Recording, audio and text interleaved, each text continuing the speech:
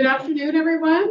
Thank you for being here. This is super exciting. Hopefully you will get a sense of just how exciting talking about local government is for us city folks. So I'll try to contain myself a little bit because we've got a lot to go over. We want to make sure to kind of start from the beginning and then give all the information you might need to know about what it means to potentially run for office in our city or thinking about it in any way.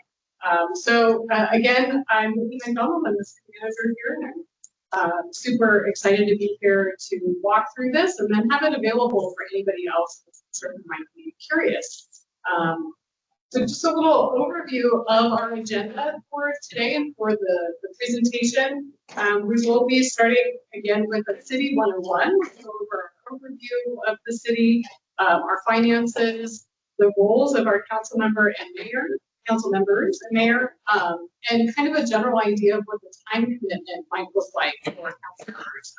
I should check, can everybody hear me okay? Is the volume all right? I can also project louder as well. Then we will go over our city election process and then provide some information about our transparency laws. So things like conflicts of interest, and you might need to keep in mind if you're considering running, because it actually might change your decisions if you're thinking about what you could vote on and not vote on in the future. And then just some how-to. So if you're thinking about running for office, how do you pull papers? What does that look like? And then what kind of resources do we provide as a city to help candidates if you are thinking about pulling papers and running for office? And then again, opening things up for questions and answers. We do have, so you'll be hearing from me and from our city attorney and from our city clerk. And again, we have other staff here, including staff from our diversity, equity, and inclusion office. And so we're all here to help answer questions if you have any of those to go through. So first, we'll start with just some basics about San Luis Obispo specifically. We cover about 14.6 miles, and we have a compact urban form. And about half of that is open space. So either city owned or through easements. Our population is just over 49,000 people, although that's kind of based on estimates at this point. The 10-year census will catch up again and see where we're at. It does not include students living on campus. So currently that's estimated to be about 8,000 people. This puts us right about the middle of the pack in terms of cities in California and our size. We do have 5 city council members, and we'll have to go on that later. The city is very old in terms of cities in California. We were incorporated in 1856, and we are the 16th oldest city in the state. That's out of 483 cities. One new city joined the pack last year, so we're at 483. And our incorporation happened just 6 years after the first city in the state was incorporated, Sacramento. We have over 23,000 housing units, and a little over 60% of those are habitated by renters or make up renting stock. Our median household income is about $66,000. And we are really impacted by students who live off campus in our community. They actually kind of pull that income down because we think back to your Chinese students, we're making any money most likely, and instead just going into debt that we get to here. But before we dig in a little bit more about our city, we want to take a little step back and kind of orient ourselves within the overview of our government as a whole. Our federal government handles, of course, our government at a national and international level. That includes levying federal taxes, regulating commerce and trade, integration of federal courts, and maintaining the military, and a lot more. And I'm sure a lot of folks are familiar with what the federal government does, and that might be, top of mind oftentimes. It's certainly top of our news feeds oftentimes. And then at our state government level, our states actually establish our local governments. But they have their own suite of responsibilities that include common things like license, vehicles, and driving, interstate commerce, elections, public health, and then of course a lot of funding that gets either passed through or generated by the state. Counties are then a subdivision of the state. They're considered a local government, but again, as a subdivision of the state, they're treated a little differently than cities do. They generally provide law enforcement, jails, election services, voter registration, our records. So your property records are all housed at the county. They do property assessments, public health, healthcare, social services, libraries in a lot of places, and certainly here, flood control, some fire protection, especially in unincorporated parts of the county, and animal control. So being a subdivision of the state, the counties often receive direct state tax revenue for those services. And I would note as well, they do receive a fair amount of revenue from the federal government. And so things happening at the federal government can impact our counties as well. Counties also act as the local government for areas that are not part of the incorporated city. I would say, coming from having grown up in Southern California, in LA County, where there are hundreds of cities, and unincorporated parts of the county there end up making these little islands. We are unique compared to that, which is we have firm boundaries around our cities and lots of typically open space between our cities, which is something that has been maintained very consciously by decision makers and the LAFCO local area commission. That's probably an even wonkier place to go, but it is by design and on purpose that our cities have boundaries the way that they are. And then, of course, our cities, which are my favorite, here from the city, they are also called municipalities, and they're usually responsible for providing services that make sense at a very local level. So that includes police, fire, zoning, and building permits. Building and maintaining our public infrastructure like streets and parks, and some utility services. So in San Luis Obispo, we provide water and sewer service to our communities. Some other cities get their water and sewer service from other places, including private corporations or districts. But here in San Luis Obispo, we're considered to be a full service city, meaning of the basic services to our community. And as I mentioned, there are 483 cities in the state. Of those 483, 362 are what are called general law cities, and 121 are charter cities. So the California state constitution dictates that cities can be organized under either the general laws of the state, or they can create a local charter adopted by the voters in the community, and it acts almost like an individual's constitution for that city.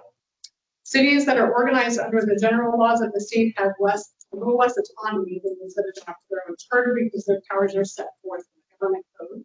Cities that adopt their own charters have the ability to create procedures for handling what's called municipal affairs. And so San Luis Obispo is a charter city. Charter cities exist so they can establish their own procedures for matters that the state considers to be municipal affairs. And those are really brought forth from the charter into our municipal code. And our municipal code is basically our book of local laws that we all agree to use to regulate behavior, zoning, all types of local affairs. So our city charter and municipal code are both available on our website, easily accessible here. They line up together, so you're interested in seeing how they all fit together.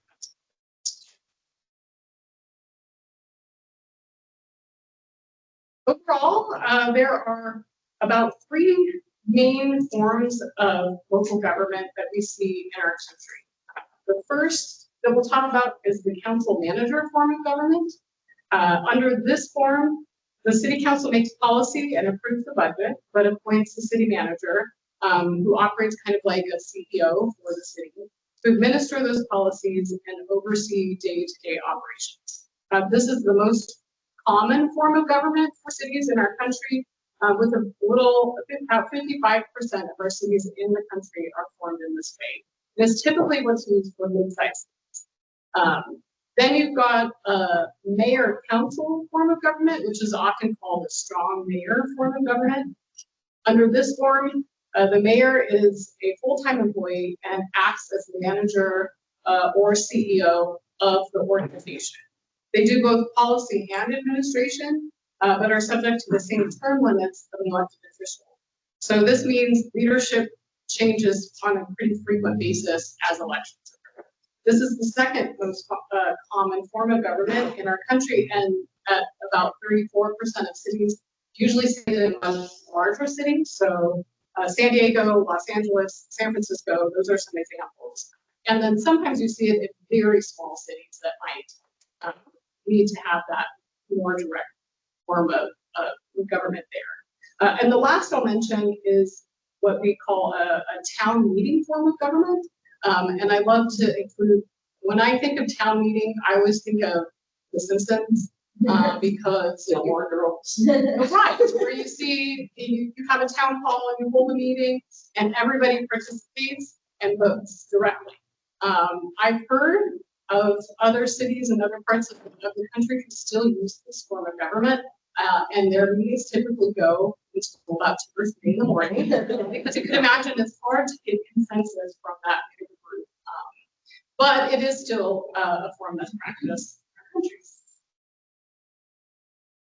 So the San Luis Obispo operates under the council city manager form of local government. So this means the city council, again, is the policymaking body elected by the community to represent the residents' values and vision. And they operate kind of like a board of directors of a city.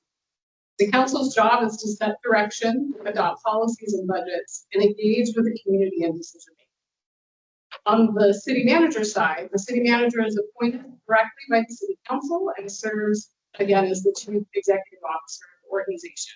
So in short, the council sets the what and the why, and the city manager and staff handle the how. So how does this all look? This is sort of an organizational chart of the city as a whole. Citizens elect the city council. The council appoints the city manager and also the city attorney, as well as our advisory body positions. The city manager manages in our city an assistant city manager, as well as a deputy city manager and the departments of police, fire, human resources, and finance. In San Luis Obispo, our assistant city manager also oversees what we call our community services group, which is a collection of departments that includes community development, parks and recreation, utilities, and public works. And then our deputy city manager oversees both our administration and our city departments provide both internal services to our organization, as well as a lot of external services to the community. And I'm sure everybody's hopefully had some contact with our staff and our departments on some level out in the community. And hopefully they're positive, and we always want to hear feedback one way or another.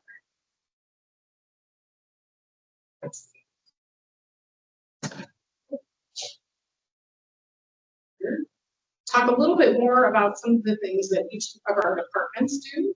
Our city attorney's office makes sure that we are doing things legally, that they provide legal advice regarding compliance with state laws, federal laws, and local laws, and provides advice to our city council and to our department heads and staff. One quick point of clarification, they do not provide advice to the community at large or to individual community members, but instead make sure that the city as a whole is operating legally. Under community services, our parks and recreation programs, we also have a ranger service, so they're out in our open spaces and parks, making sure that they're clean and being managed well. They're maintaining our trails. They also have our public art program housed in that department. So if you see our utility box art, that's all done through our Parks and Rec department. Our utilities department provides water, sewer, and solid waste services. Our community development department does long-range planning, so helping to create our zoning laws, our general plan, and essentially making sure that we're carrying out development in a way that's orderly and makes sense and reflects the needs of the community.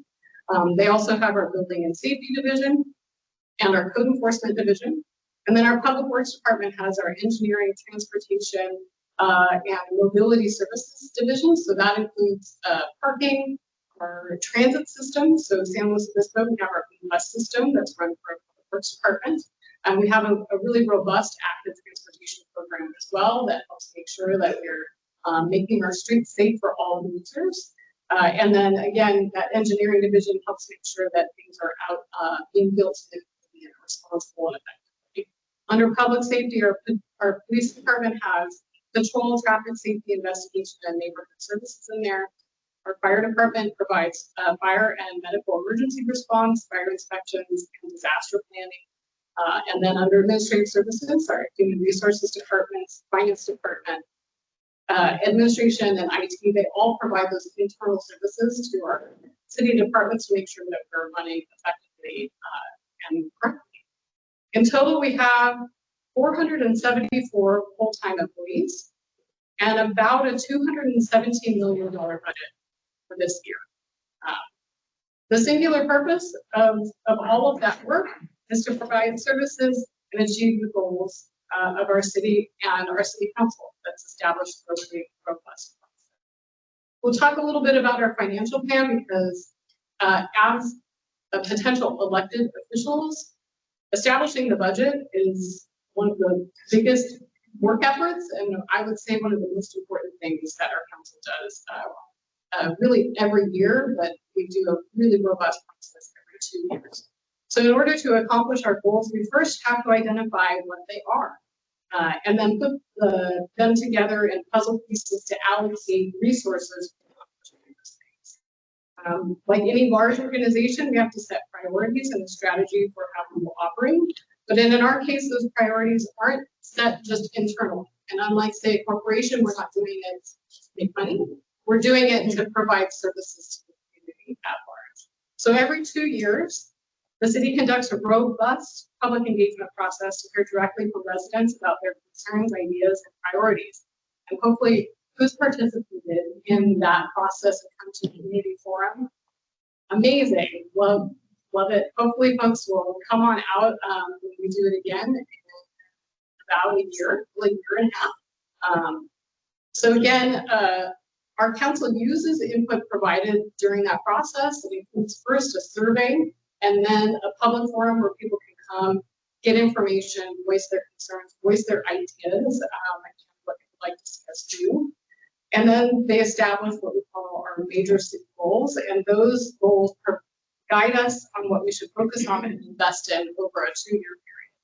The final product of that process is our comprehensive financial plan. It's more than 400 pages long, and so I don't know if everybody who all has read that. It's probably like 2 of us, but it sets out the blueprint for how we're going to do our work over 2 years, as well as how we are going to fund that. It also outlines all of our capital improvement projects. So those are our major infrastructure projects that we are planning out. Currently, we have a 10-year capital improvement plan. So if you want to see what we're planning on doing over the course of the next 10 years, you can take a look at that document and see if there's a project you want to see us do. It might not be happening this year, but it might be happening in a few years. So if you're curious, I definitely recommend checking that out. And again, it links that document also links each of our departments' work to the goals that were established through that really robust engagement and input process. So on the screen is our current set of major city goals, and these will apply through June of 2027. This includes cultural vitality, economic resilience, sustainability, diversity, equity, inclusion, homelessness response, housing and neighborhood livability, which includes healthy, safe, and affordable housing priorities, infrastructure and sustainable transportation, and then open space, climate action, and resilience. And so under each of those, our plan provides steps that all of the departments are planning to take to help us achieve those goals within this next 2-year period. So as mentioned earlier, our total annual budget for this current year is about $217 million. That includes a lot of different funds. So we use, and most governments use, something called fund accounting. So I should say fund accounting, although depending on it's fun. You can think of it like managing a number of different buckets of money, and each bucket can only be used for certain things. So the general fund is really our all-purpose fund. It supports our core services like police, fire, parks, street maintenance. It tends to be, again, that kind of biggest bucket that we are able to do all of the things that the community needs and relies on us for. Most of the money in our general fund comes from tax revenue. And so again, at the end of the day, and I always think this is super important, it's something I talk a lot about with our teams, is our money comes from us and from the people. So it's incredibly important that we are very careful and conscientious with the way that we spend that money, and also with the way we ask for it. Because at the end of the day, it's up to the people to decide whether to increase that funding or not. We also have our enterprise funds, and that's really a way of saying that this fund and this service that it provides is going to be self-sufficient unto itself. We count for it separately. Sometimes we're required by law to do that, and that's for things that are property-related services like water and sewer service. But we also have chosen to do that with other services that we provide, like parking and then transit. And so under those buckets, they are maintained separately. And you'll see them identified: water, sewer, transit, parking. Those are all what we call enterprise funds. So that means that the rates and charges that we establish to do those things go right back into that fund and can only be used for those purposes. So water and wastewater, as an example, we set our rates based on what we need to provide that service, and we can't charge more than that. Yeah. So you'll see all of that funding get reinvested in the system itself. So stepping back again to what the city council does in all of this process. The council is the legislative and policy-making body for San Luis Obispo. And that means that, again, the council sets direction and priorities for the community and gives direction to staff on what we are supposed to be focusing on and how we deliver services. The council adopts ordinances and resolutions, as well as the city budget, which altogether establish the legal and financial framework for how the city operates. Ordinances act as our local laws, whereas resolutions tend to set policy. And so ordinances go through a more rigorous process before they become law, because they are essentially cemented until they get changed, if they do get changed in the future. Council also provides policy direction to the city manager and to staff, but it doesn't get involved in the day-to-day operations. That's instead up to the city manager to make sure all that's happening smoothly. Council does act collectively, so no one city council member can direct staff or make policy or take independent action. Decisions must be made by the council as a whole during a public meeting. And so those two things are super important. As a whole means you need at least 3 votes to do anything. And at a public meeting means that direction has to come at a notice public meeting that's open to all, subject to the Brown Act, typically held across the street in our city council chamber. The council also, again, appoints and evaluates 3 key positions, which is okay. The city manager and the city attorney, and our charter officer who serve directly under the council. So those are the 2 that we're talking about. Council members represent the community's interests and are responsible for maintaining transparency and public access to the Brown Act.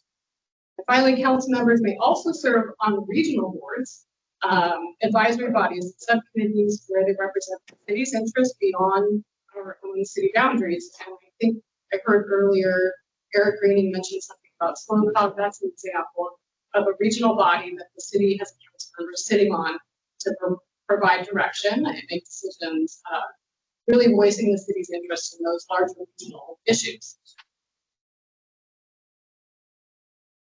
So what's the difference between the mayor and the other city council members?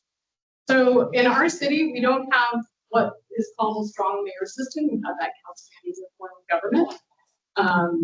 But the mayor presides over all of our city council meetings and ensures orderly conduct. So that person has to be able to manage a meeting well. They don't have veto power, and their votes count the same as the other city council members. They also represent the city for ceremonial purposes, and they sign our ordinances, resolutions, contracts, and other official city documents. They also communicate the will of the council majority to the city manager on policy matters. So that's important. While while the mayor is elected directly and separately, they are one vote in terms of the policy direction of the council as a whole. But you don't have to memorize all of this if you're considering running for office or to get elected.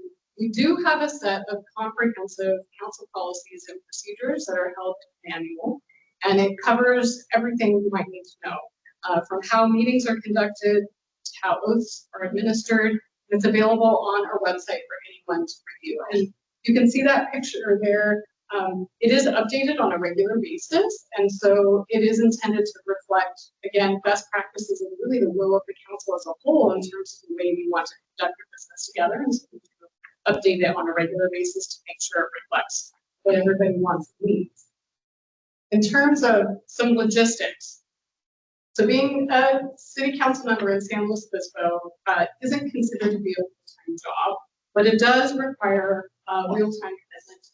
There's a lot of preparation, reading, and engagement involved with serving in that capacity in our city. There are definitely busy seasons of the year. Anytime we're doing a budget, I would say, definitely very busy, and at goal setting time.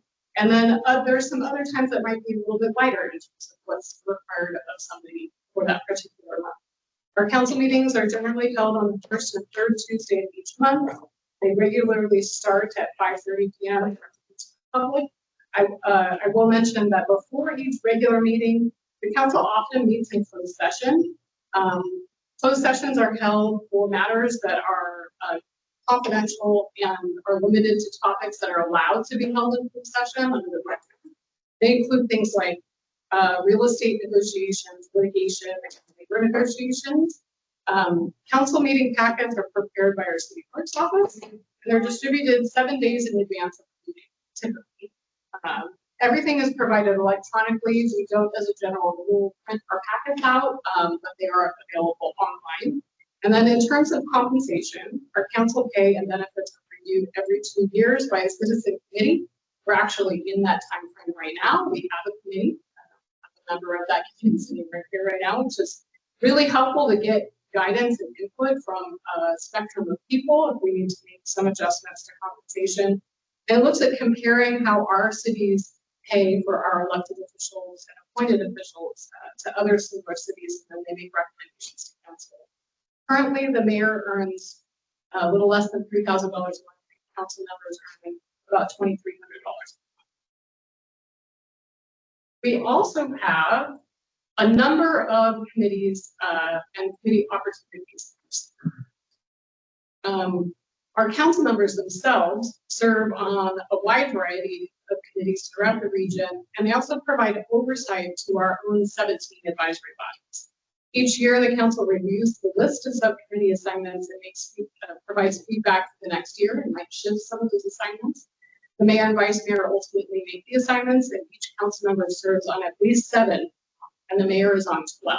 So that helps give you an idea of time. There is a lot of work involved, and I will say it is a privilege to serve on a council who is incredibly hardworking, very hardworking.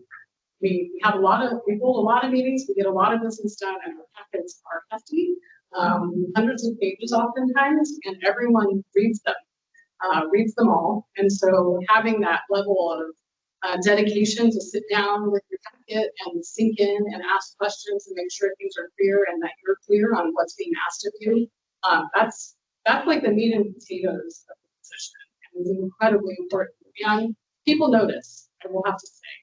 The public notices, and certainly staff notice that the council is very well informed and that they read everything. And with that, still some red there. to hand things over to our city attorney.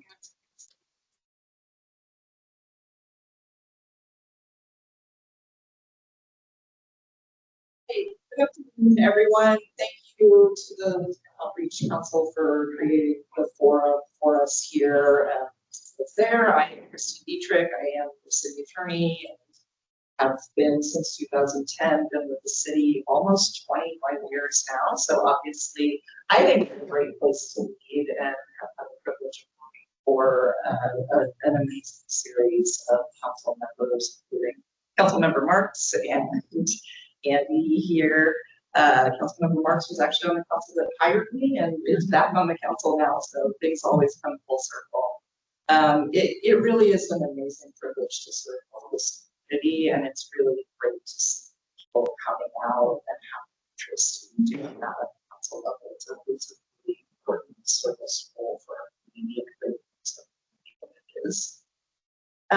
So I want to talk a little bit about voting in San Luis Obispo. Before I do that, I would like to invite our county partners to stand and identify themselves and maybe a little bit about the work that they're doing, because they are very much our partners in everything that happens in voting in San Luis Obispo, because we run a consolidated election. So Elena, yourself.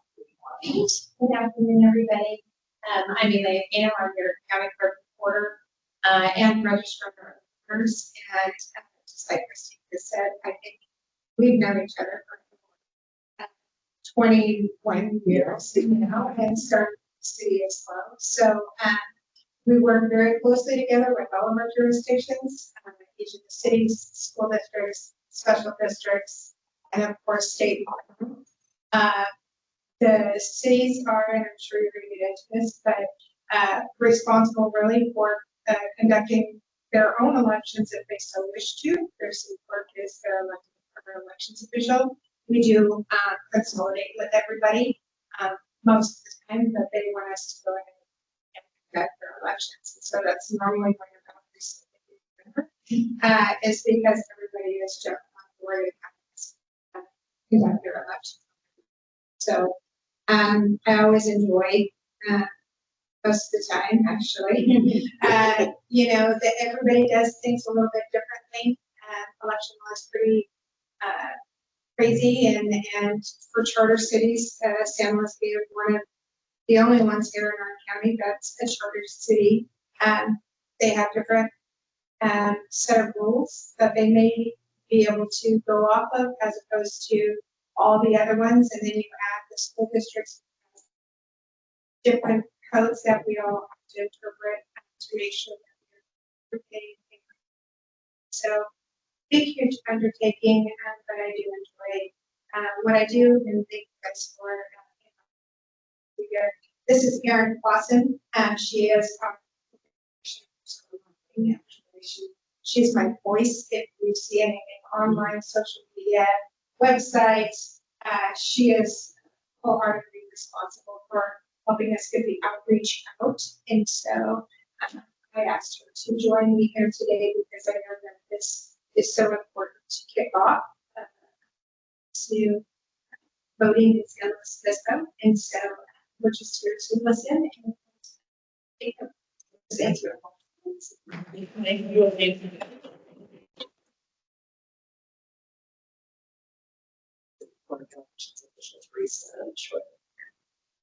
So voting in San Luis Obispo, the mayor, we have a mayor who's elected to 2-year terms, and council members, the 4 council members are elected to 4-year terms.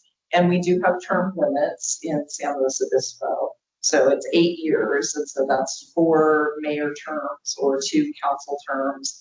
And historically, we've had folks that jumped back and forth. So because they are separately elected offices, you can go back and forth, and there have been folks who have served for significantly longer than 8 years at a stretch on our council, but just different roles of mayor.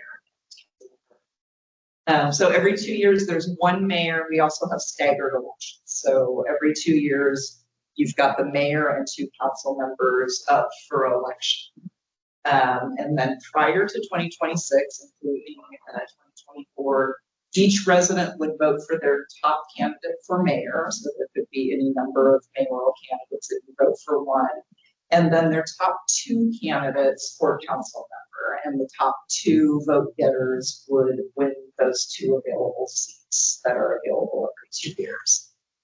Starting in 2026, we're going to have a switch in how we conduct those elections, and I'll give you a little bit of history on the why behind that shortly. But starting in 2026, each resident will vote for their top candidate for mayor, so nothing changes in the way that the mayor position is elected. And their top one candidate for council member. So that's going to be a switch. And that's why we want to really get out ahead of this well in advance and make sure that we've got folks in the community that are understanding that change and the why behind it, that we're identifying what the community's questions are and are offering you resources to dig deeper and find out more about that, including our county partners. Again, the same result. The top two vote getters will win those available 2 seats, but again, it will be every voter voting just for one candidate. Yes, sir. Thank you so much. Yeah. Thanks for coming. I had a quick question about term. Is it just a matter of someone taking a break at something? So let's say, unlike Councilmember Marcus, to my left here, let's say someone is a 2-term council member, they take a 2-year break and they run in the elections. Like that's all that has to be. That's you don't have to like flip between being mayor, council member, right? no, you can go off the council and come back on. You could run for the mayor position and then go back to council. Yeah, there's a number of mechanisms by which someone might actually have a tenure on the council for more than the 8-year term limit. Yeah, you can also go longer than 2 years. So Yes. I served one case I made 2002, and then 6-year I made it, and then 2008. And then halfway through my 4-year term, I decided to be there. Yeah. And you can do that too.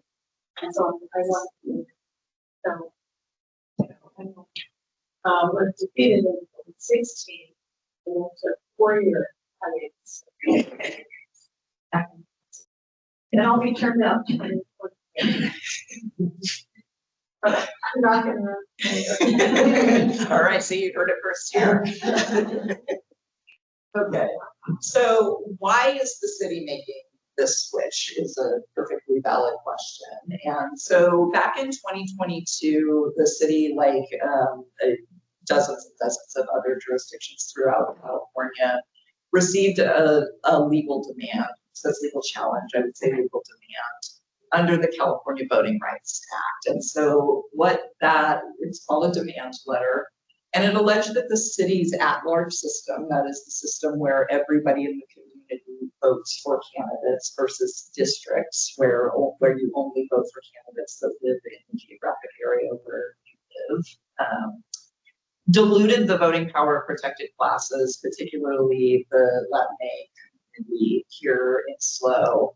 And the demand was that the appropriate remedy for that would be to establish district elections. And there's been a great deal of litigation throughout the state of California. The city of Santa Monica remains in litigation with the person who served, the second person actually. We had 2 district demand letters. One we resolved fairly quickly without a change. The second was served by the Southwest Voter Education Project and Registration and Education Project, and represented by a very skilled elections practitioner, civil rights, voting rights advocate, Kevin Shane. And we engaged in a really long period of negotiation, really driven by a very deep dive on our demographics and our data and whether or not districts would represent a positive move forward.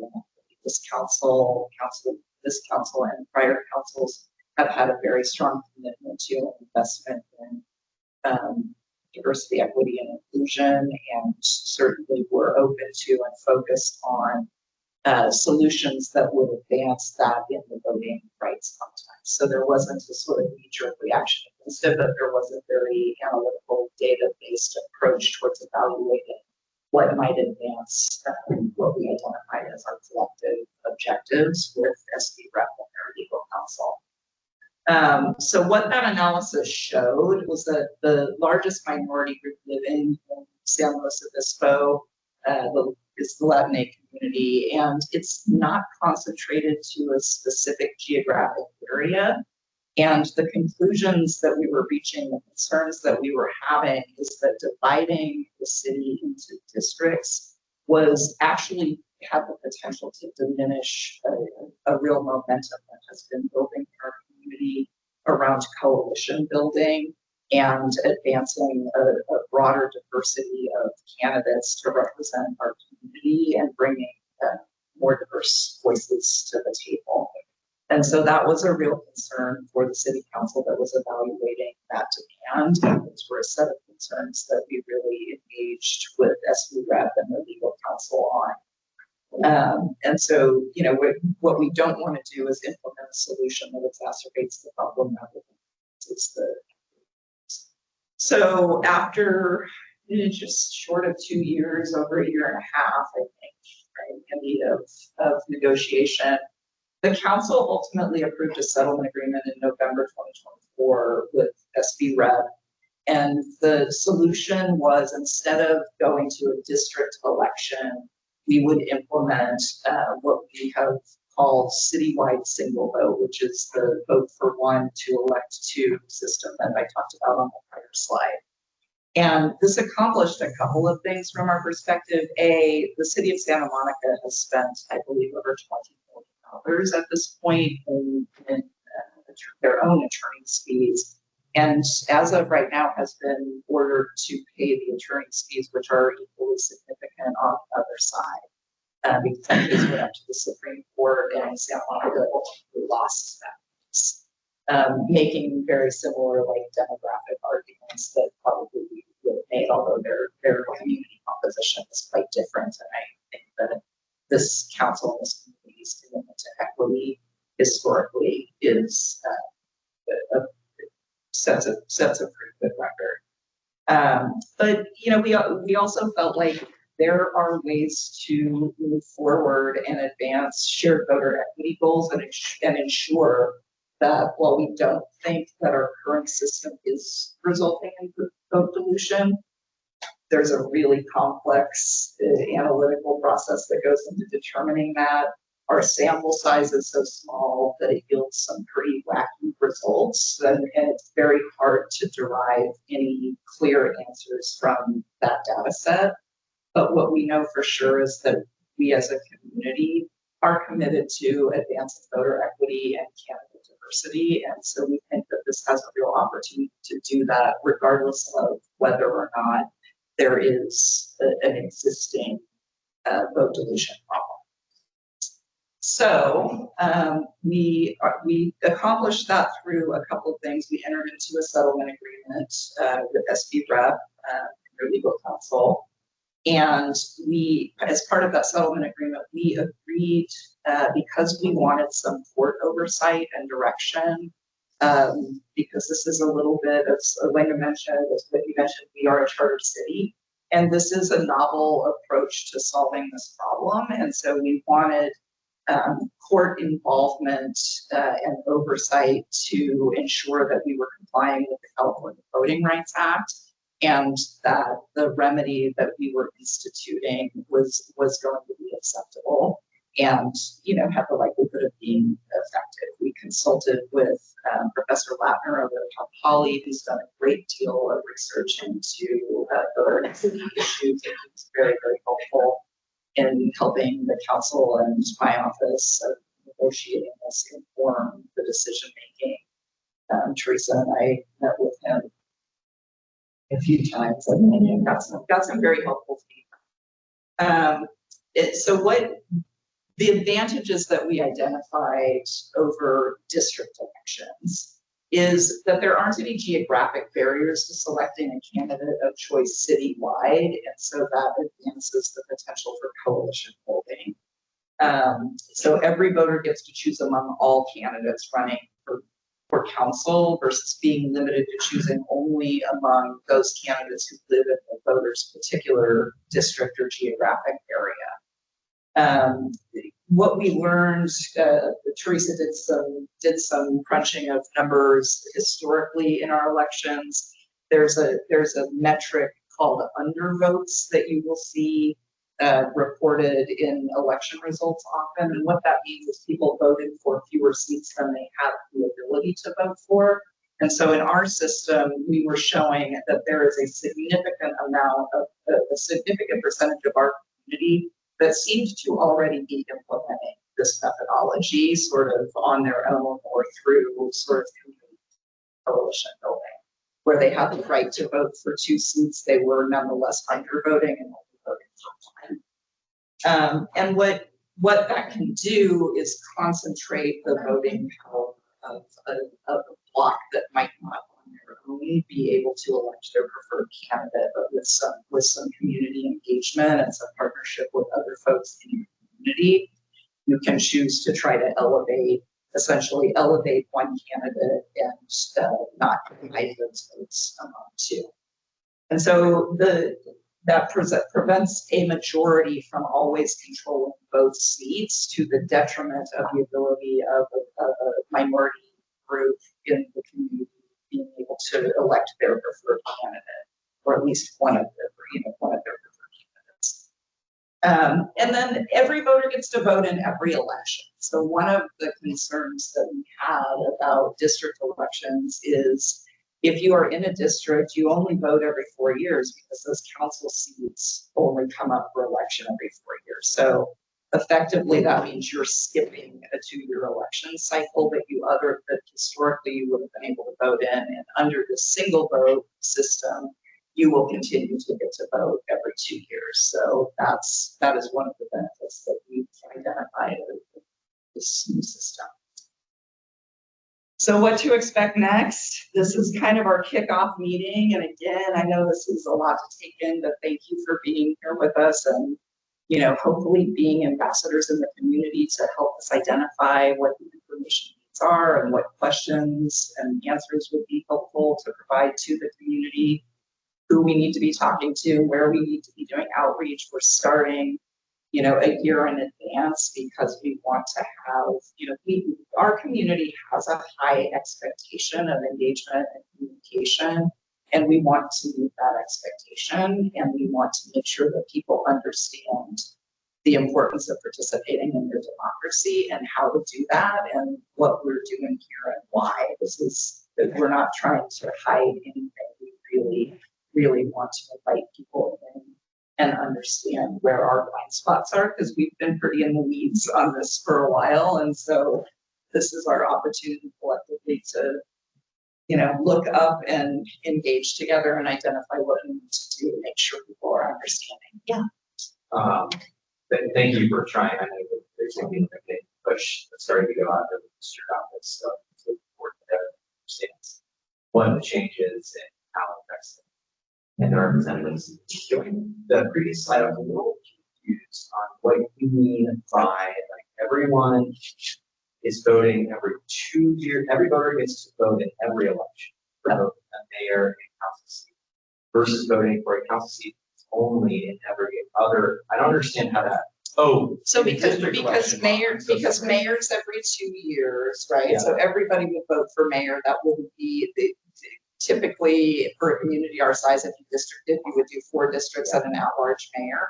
So everyone would vote every 2 years for the mayor, but if we were in districts, you would only vote every 4 years for those candidates that were in your district. So you couldn't vote for all of the candidates on the ballot. You could only vote for those that were in your geographic area, and you would only do that every other city election. Like we do for the county seats, right? Exactly. Yeah. Terms are staggered. Correct. So that there's certain there's a continuous kind of context that's established. You don't have all 4 council meetings to do all. Right. Yes. That makes perfect sense. I missed the in a district election model. I thought that was like a metaphor for this, somehow this old system. Yeah, no, that's contrasting the transition we're actually making to the alternative that was demanded of us initially. I had a very quick question. I don't know like state level election law enough to go answer this. I wonder if it's Thankfully, we've got some experts. Yeah, on and this. Codes happen, this famously happens in New York City. What is an alternative they could have considered, something like ranked choice voting?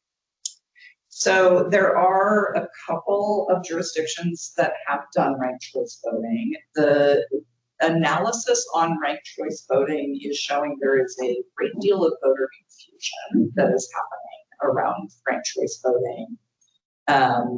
So yes, as a charter city, that is something that theoretically we could have considered.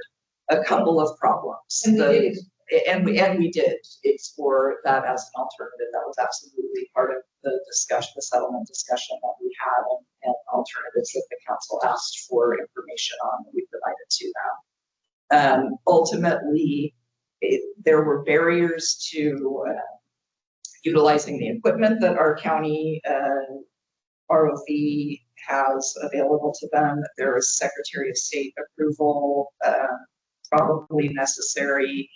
There is a growing body of data suggesting that voter confusion is a problem, and ultimately we would have had to administer our own election within the city rather than consolidating our election with the county in order to accomplish that, which is very expensive. And also, again, can be confusing to voters. And our goal here is to make participating as clear and simple as it can be, so that the greatest number of people feel welcomed into our democracy and participating in it. So those were considerations that were very much at the forefront of the council's decision process. Thank you for that extra clarity. I was in no way advocating for it. Yeah, no, it's a great question. Thank you for raising it. Yes, sir. Yes, it seems to me that the objective is to see more minority representation in city council. Is that correct? Yeah, that's one of the objectives, or at least to create the opportunity for that to happen where there is a defined minority population that is unlikely on their own to be able to elect a preferred candidate in an at-large system. So there's a lot of data suggesting that vote dilution is very common in at-large systems. So this is a mechanism by which to elevate that opportunity. It seems to me that you can change all of these systems that you're talking about, and you still have zero minority representation in the city council, unless you have candidates that are actually they have the know-how to actually win those elections. Otherwise, you go around and around, you never have a minority elected to one of the positions. Now, to me, I didn't hear any plan to actually prepare kids, whether they are 20-year-olds, 13-year-olds, 14-year-olds, to actually prepare them. So someday will come so that they can be actually in a position to represent their community, their city in those positions and contribute to actually make decisions at city council level, at the county level, or state level. So I think to me that is lacking, at least I didn't hear. And perhaps this is for another conversation. I think that is a phenomenal point.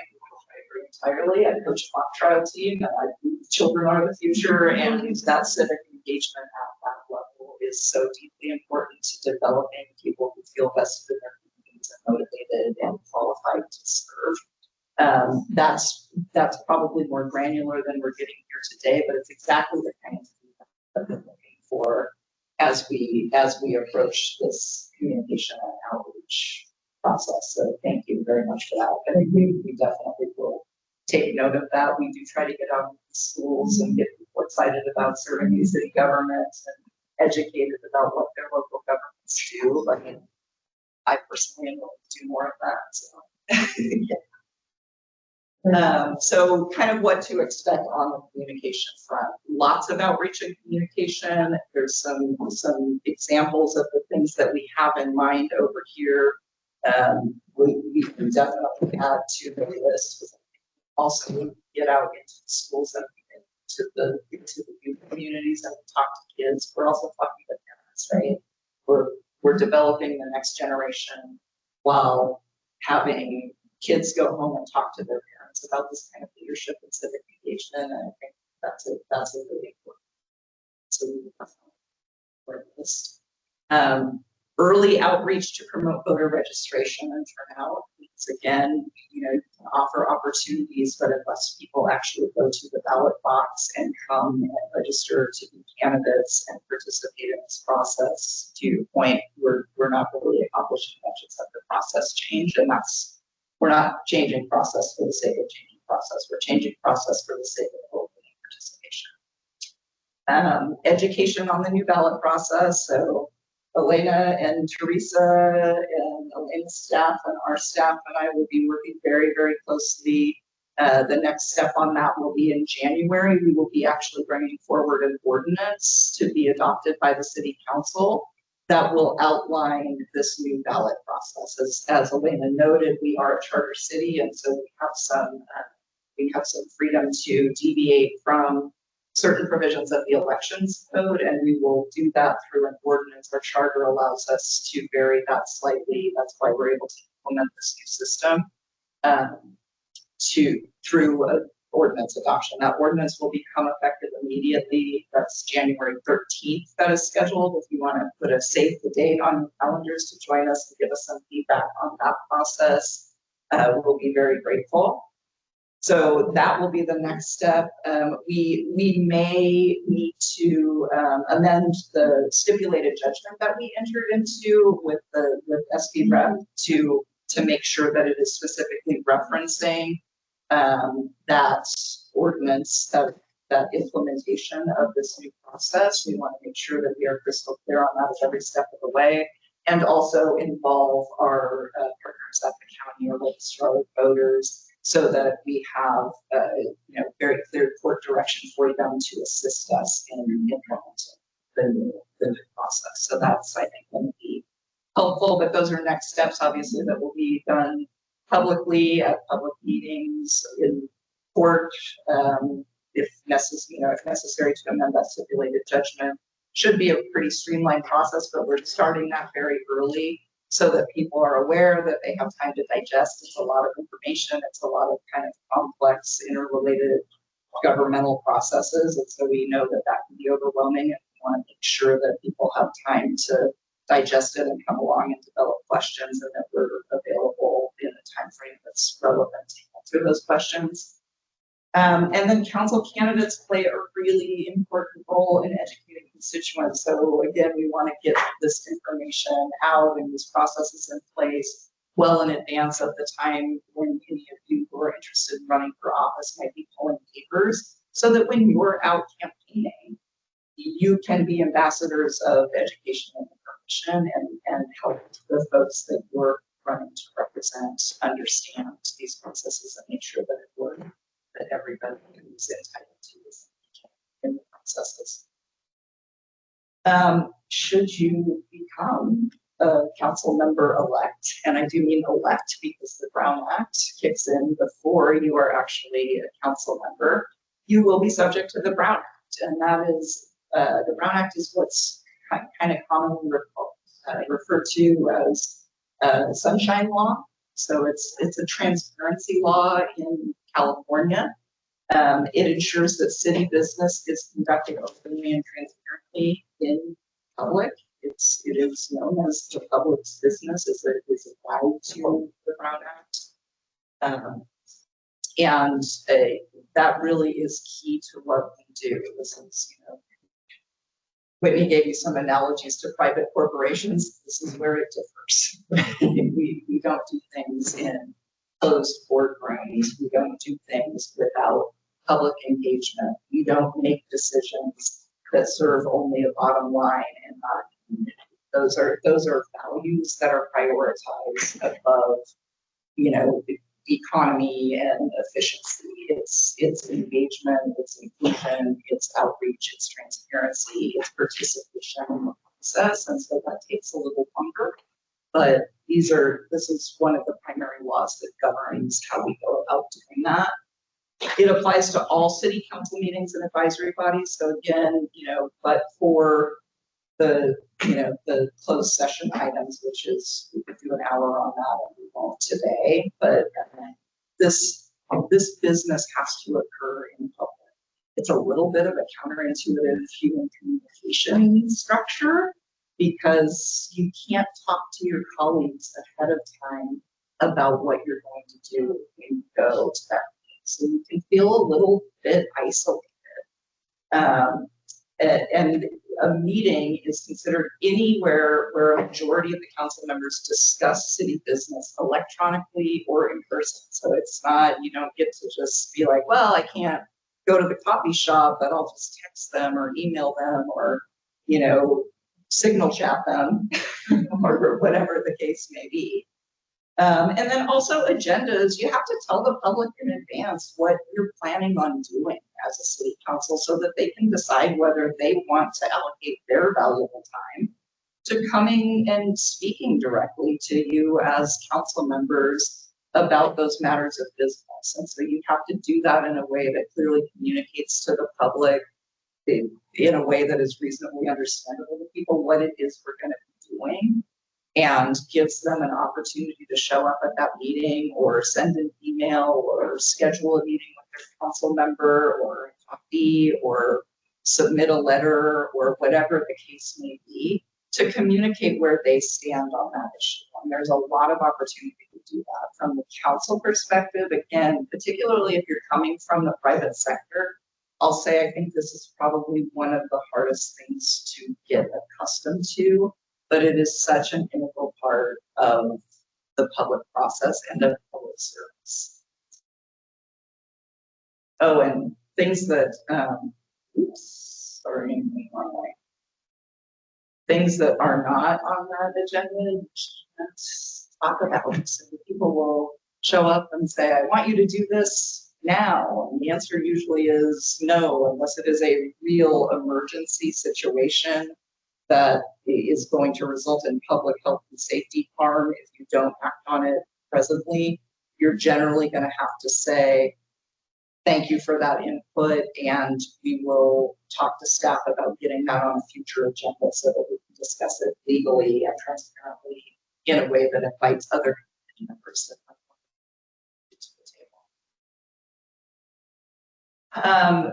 No serial meetings. So serial meetings are sort of that daisy chain where, so council member A talks to council member B, which is fine. That's less than a majority of the bodies if two of them can discuss. And then council member A goes to council member C and says, hey, you know what I was talking to B about that we should catch up on?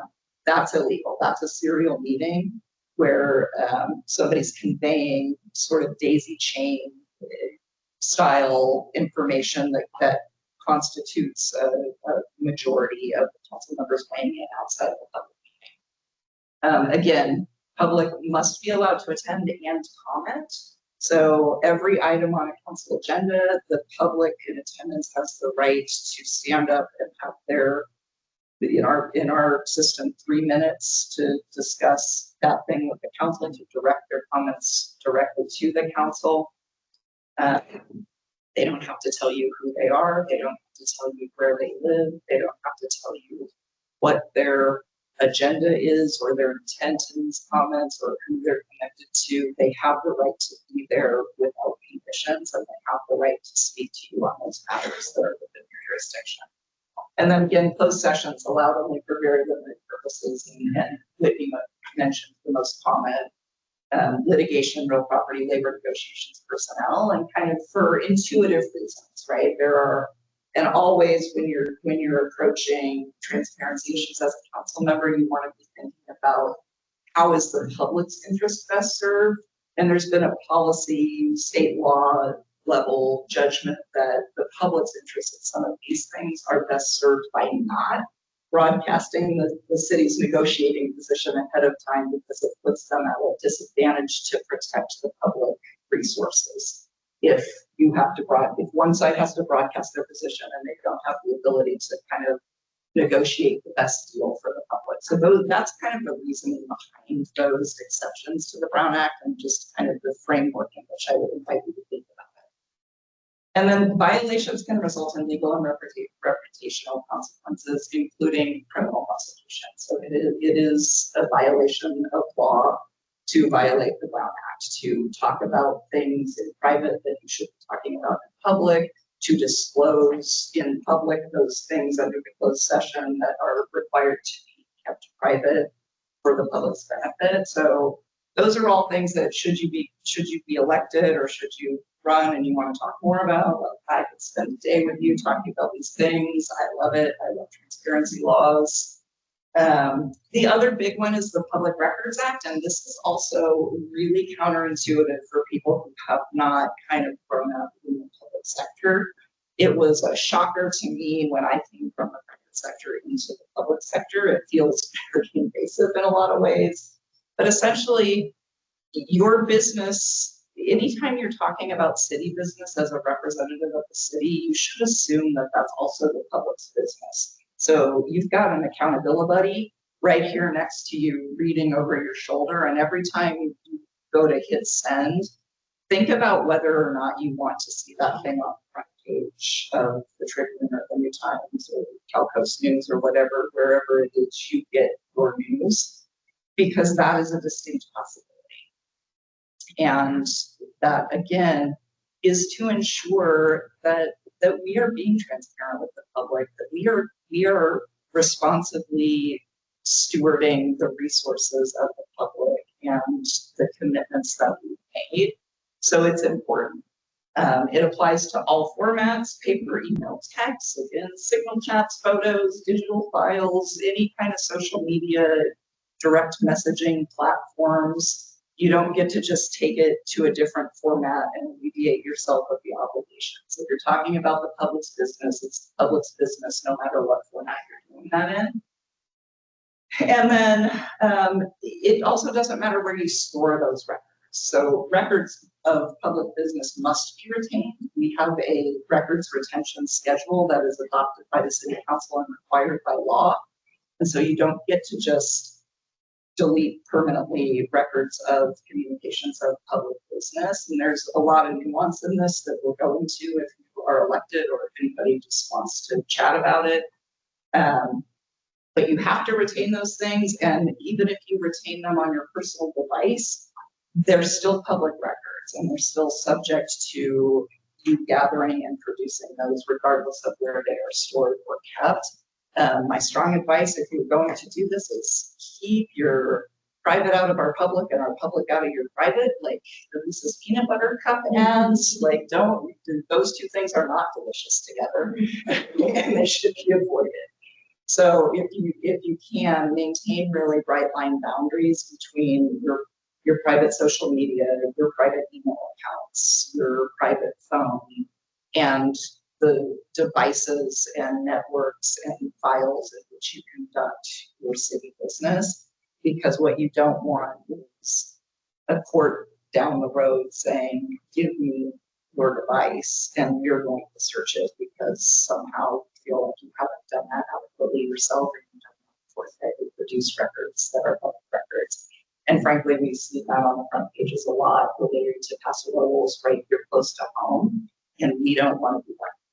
So let's not do that. And then staff are the ones that respond to formal Public Records Act requests. So they will generally come in through the clerk's office. The clerk's office on the vast majority of records requests is going to be working with my office. That is because the potentially responsive documents need to be reviewed for attorney-client privilege, work product protection, and other confidentiality concerns. Not everything will have to be disclosed, but we do have to review everything that is potentially responsive. So that takes a lot of time and a lot of, frankly, expertise in the nuances of these laws. So, that's not one that if you're elected, I would ever recommend that you try to navigate on your own. That's why you have staff and legal advisors and support to help you navigate through that. And so far this year, we are on record pace. We have had 402 Public Records Act requests that we have responded to. So that represents tens of thousands of pages of production, because some of them are incredibly broad and probably, within there, I would say hundreds of thousands of documents reviewed for responsiveness and production. And with that, I will introduce your amazing city clerk and city elections official.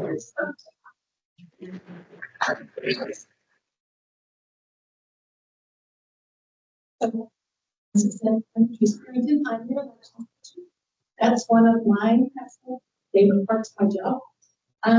And so with this, I'm gonna go pretty quick, because if you do actually run for council, we will be going through this deep dive of depth.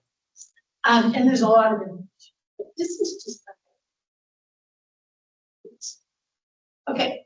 So if you're thinking about running, of course, we've gone through our term limits and for the mayor and council, but your eligibility, you must be over 18. You must be a registered voter in the city of San Francisco, and you must be a resident of the city of San Francisco through your entire term. Some really important information to review is our elections code. It's pretty depth to read, but you should at least skim it. Also, the Fair Political Practice Commission, they have a website. It's called a really great handbook. It talks about conflict of interest, the Brown Act, and of course your campaign statements and what you need to do to decide. And then the city has their own elections regulations, which are and so a lot of documents to read, right in depth. If you have questions, we can answer regarding that. So now that you've decided, one of the first documents that you will have to fill out is called a Form 501. You can get a copy on our website. You can get a copy from the Fair Political Practice Commission. What this says and what it does is it tells everyone that you intend your attention to run the council. It's filed a copy with you and a copy. We send a copy with the state Secretary of State. And then after that, that's when you can start collecting contributions, spending your own money. It's a really important part for you to declare that you can run the rights. You can do that at any time. You can do it tomorrow. You can wait until the nomination period starts. The nomination period starts. That's the official portion of the election. On July 13th, it runs for a month. At that time, you will come to my office, make an appointment, to get all of the paperwork that you need to file actually become a candidate. I highly recommend you make an appointment. I highly recommend that you bring someone with you, because as I said before, it's a lot of information for some people. It's the first time you're hearing it, so it's always good to have some ears so that you understand. So the nomination period ends on August 7th. That means all of your paperwork has to be in, complete, and verified by that date.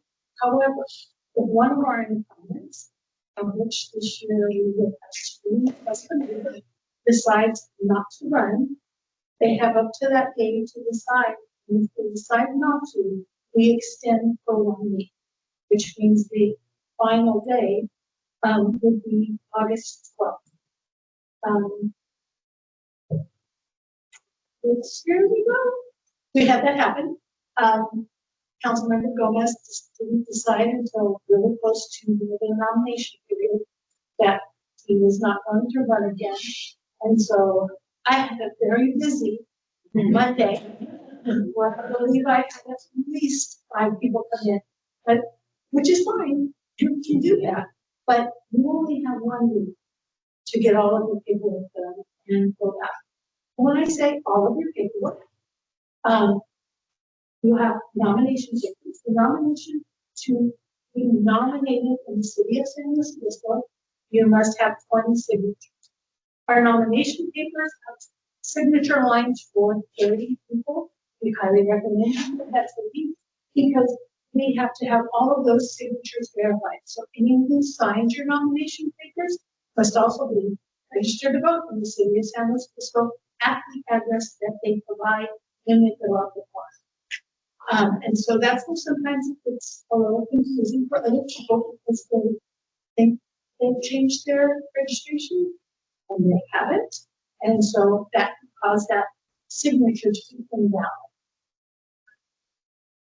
You'll also have paperwork for your ballot designation, and what the ballot designation is a group of words that go on the ballot next to your name, that is your principal, profession, location, or occupation. There are very, very strict guidelines which we will go over as to what that can mean. Even using the word retired has to be done in a certain way. So again, we'll go through the whole task. There's a worksheet that you have to justify why you're using what you're using. And then the other thing, which is also always a little bit of a sticking point, the local clerk's office and the state have very, very, very specifics on what can be in your candidacy. It can only be 200 words, and the whole things, the underlining, all the same font, block style. It's, like I said, very, very specific. So we will go through that. We will have to send it in early to us so we can verify that it's correct, so that there are no hiccups going forward. Make sure I got that one right. We've had issues with that in the past. So, and there's also the option to have that candidate statement in English and in Spanish, one or the other, or both. In this county, for us, you do not have to have it in Spanish. It's allowed. This one we have at least the percentage. Last year it was 300 for English only, and 700 for both. We'll probably go up a little, I'm sure, but because that's the way everything is. But that's just a general template. Okay, and then another part of this is all of your campaign finance. So, as I indicated before, everybody files a 501, and then you have a decision. If you decide you want to use more than $2,000 of your own money, or collect contributions from others over $2,000, then you need to file another document. It's called a 401. It's basically setting up your campaign account and providing that information to the Secretary of State. That does require you to file a $50 check with the Secretary of State so that they can set up all of that and give you a number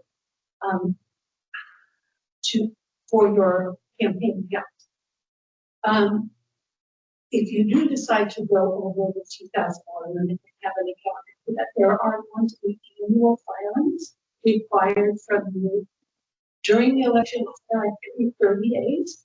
And then if you have to open your account, file the 501, which also if you want to have a secretary, treasurer, that will be indicated on this form. I personally would recommend you have a treasurer because it's a lot to run your own own campaign and handle all that money and worry about the checks getting in and the reporting and all the money you're spending, because all of this must be tracked because all becomes a public record. Anything you file with my office regarding your campaign is a public record, meaning anyone can ask. Another form that you're going to have to fill out is the statement of economic interest, and that's in Form 700. All candidates must file, all elected officials must file. What this basically says is where you have an economic interest in the city, so property, investments, businesses, because now that you become a public official and could be making decisions with regard to something near your property, that we have to disclose that information to the public. It's not readily available, I mean, it is online, you can search it, but I'm not having people come and ask them for this, or that, but like I said, it is online. We do redact a lot of the, some of the information, but for the most part, it is available to the public. And if someone comes to my office, I have to provide it to them under that.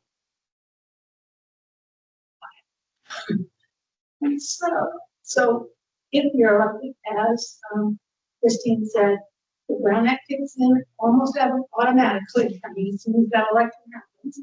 But more importantly, there's a lot that happens right after it. So we swear you in as soon as we can after the clerk recorder's office has certified the election. They have until 30 days after the elections go around. Next year will be December 3rd to certify it. And we usually get the swearing-in schedule that's it. So open to the public, we're like, I would like your friends, family, whatever. We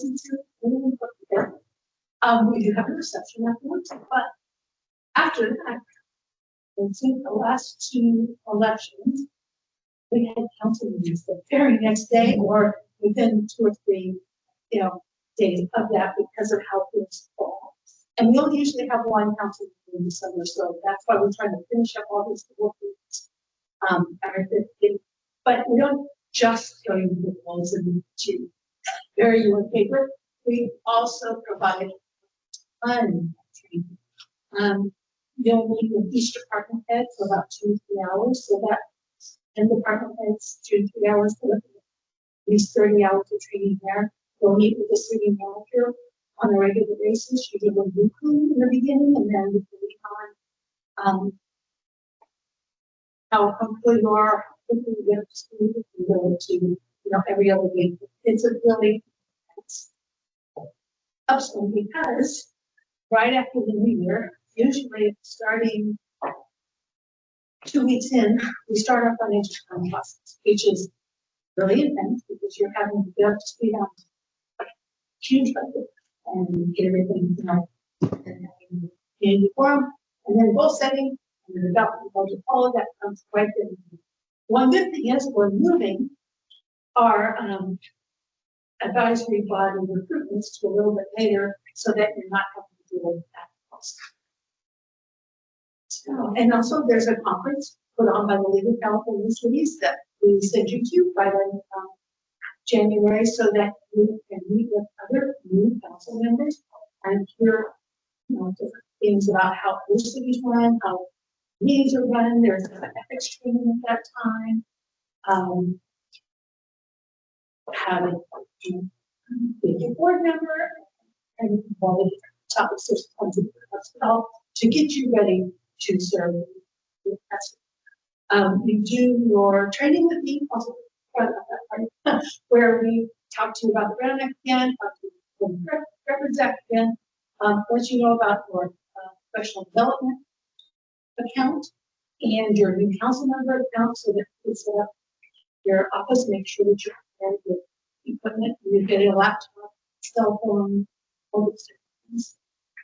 We do that for 2 reasons. The most important one is that we want to keep your business and your private business and your city business separate. So we ask that you always use your city laptop and your city phone for any private. Also makes it easy if we have to help you do that searches or I am going to turn this over to you. All right.